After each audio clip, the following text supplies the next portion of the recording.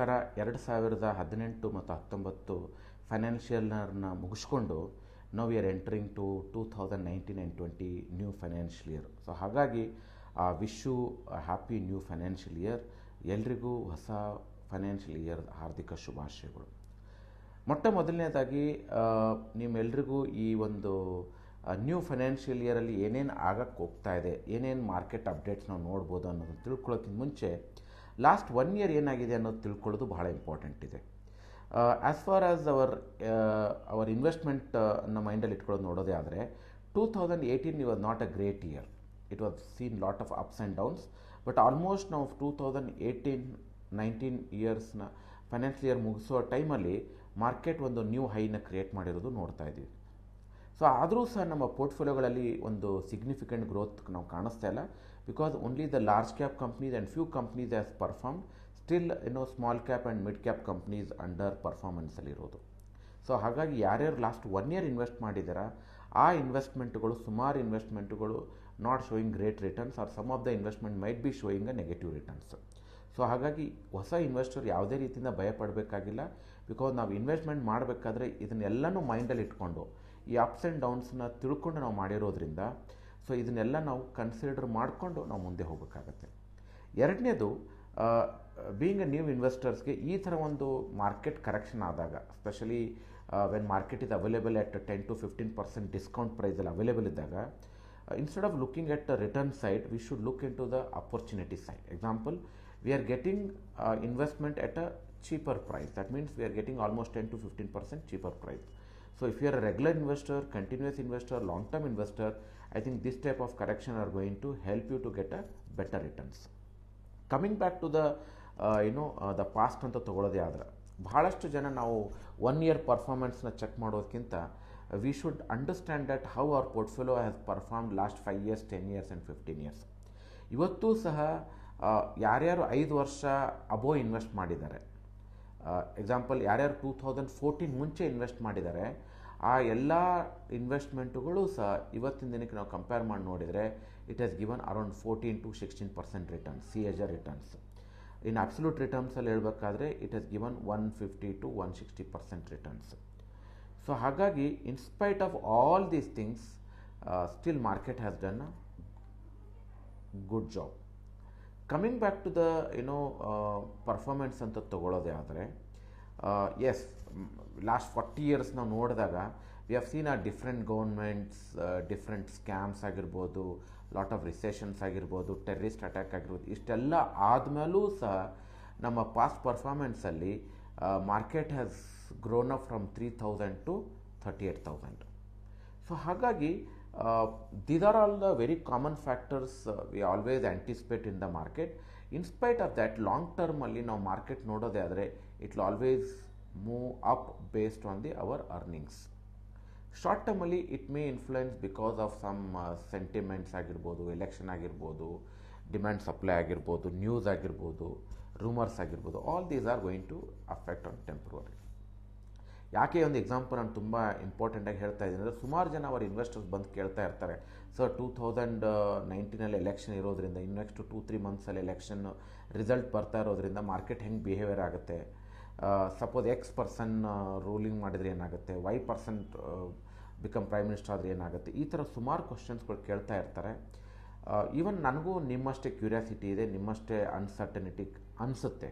ಆದರೆ ನಾನು ಡೇಟಾನ ತೆಗೆದು ನೋಡಿದಾಗ, ಹಳೆ ಪ್ರೀವಿಯಸ್ ರಿಕಾರ್ಡ್ನ ತೆಗೆದು ನೋಡಿದಾಗ, ಸುಮಾರು ಈ ಥರ ಒಂದು ಅನ್ಸರ್ಟನಿಟಿ ಪೊಲಿಟಿಕಲಿ ಇದ್ದರೂ ಸಹ our economy has grown almost 6-8% ಗ್ರೋತಲ್ಲಿ ಬೆಳೆದಿದೆ.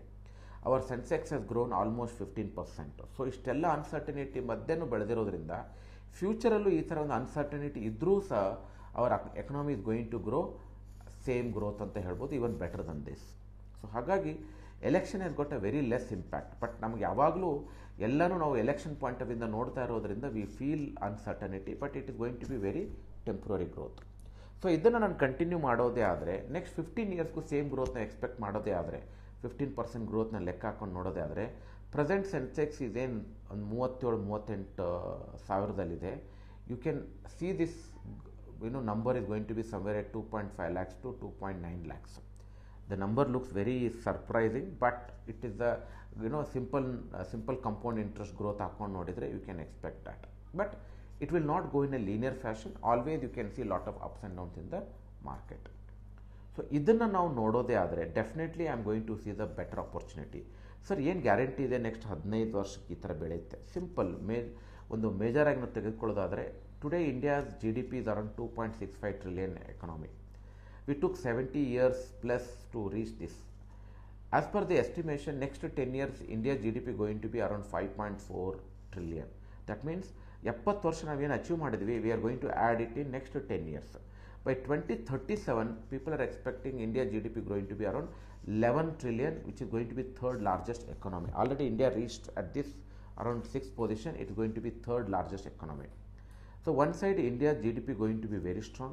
Second one is very very important is India's contribution of consumption and savings. We all know that India's 78% are youngsters. We call it as a demographic dividend benefit. So this is going to add up lot of spending and consumption. Consumption industry is today around $500 billion, which is going to reach by 2 trillion by next another 10-15 years. Second one is urbanization, rapid growth in ನೋಡ್ತಾ ಇದೀವಿ, which is going to grow by another 30 to 40% next 5 years. That means lot of people are going to shift to cities, and cities are going to contribute 70 to 75% to our GDP.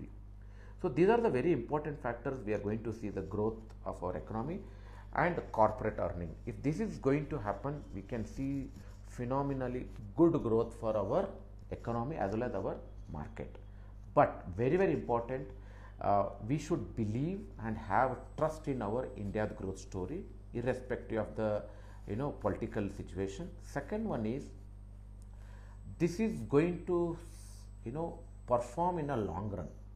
Maybe temporary 1 year 2 years performance may not give you a great returns, maybe sometimes get into a negative returns. But if you are looking into long term returns and goal based investments like your retirement, children higher education and other things, definitely this is going to do well. So hagagi let us hope for the best returns in future, at least for next 5 years, 10 years and 15 years point of view. Politics ಬಗ್ಗೆ ಜಾಸ್ತಿ ನಾವು think ಮಾಡೋದಕ್ಕಿಂತನೂ we all should consider that going to outcome is going to be a better result, and it is going to add value to our economy. So ಹಾಗಾಗಿ definitely ಇದನ್ನು ನಾವು ಮೈಂಡಲ್ಲಿ ಇಟ್ಕೊಂಡು 2019 and 20ನ ನಾವು ಜರ್ನಿನ ಶುರು ಮಾಡ್ಬೋದು. ಎಲ್ಲದಕ್ಕಿಂತ ಇಂಪಾರ್ಟೆಂಟ್ ಟ್ಯಾಕ್ಸ್ ಪ್ಲಾನಿಂಗ್ ಬಗ್ಗೆ ನಾವು end of the year plan ಮಾಡೋದಕ್ಕಿಂತ beginning of the year plan ಮಾಡೋದು ಬೆಟರ್. ಸೊ ಹಾಗಾಗಿ ಇದ್ರ ಬಗ್ಗೆ ಏನೋ ಡೀಟೇಲ್ಸ್ ಬೇಕಾದರೆ you can always contact our relation manager. You can come to Inspire India, you can meet me, I will definitely guide you. Along with this, I just want to share very very important. This financial year we can all have a certain financial resolutions. Financial resolutions are going to be some of the things. Maybe we are all going to have certain resolutions. Maybe we can also educate our family members on this. ಮೊಟ್ಟ ಮೊದಲನೇ financial resolution, we are all going to discuss in the family that how much we are increase our savings. At least our monthly ಇನ್ಕಮಲ್ಲಿ ಒಂದು 30 to 40% ನಾವು savings ಕಡೆ ಇಡೋಕ್ಕಾಗತ್ತಾ for our future goals, ಅದನ್ನು ನಾವು think ಮಾಡಬೇಕು. ಎರಡನೇದು, ಬರುವಂಥ ಸೇವಿಂಗ್ಸಲ್ಲಿ how much we are planning to invest for different goals. For that you should sit with our relation manager, he will guide you. Along with that we should plan much early for our retirement, which is the most important goal. So ನೀವು ಎಷ್ಟು ಬೇಗ ಅದನ್ನು ಶುರು ಮಾಡ್ತೀರಾ ಅಷ್ಟು better ಆಗಿರುತ್ತೆ, at least present life ಸ್ಟೈಲ್ನ maintain ಮಾಡೋಕ್ಕೆ. Fourth one is most important, plan for your children higher education. Again, this is also very important goal, we should plan much earlier. Last but not the least is very important, plan for your emergency and insurance, because these are the most critical period where financially ನಾವು ತಗೊಳ್ಳುವಂಥ ಎಷ್ಟೋ ಡಿಸಿಷನ್ಸ್ಗಳು ಇದ್ರ ಮೇಲೆ depend ಆಗಿರುತ್ತೆ. So ಹಾಗಾಗಿ ಇದನ್ನು ನಾವು ಮಾಡೋದೇ ಆದರೆ next few years is going to be the great year. We are all going to see more and better positive returns in our investment, and also we are going to grow peacefully and happily. Thank you very much. Again, I wish you all the best for the new year.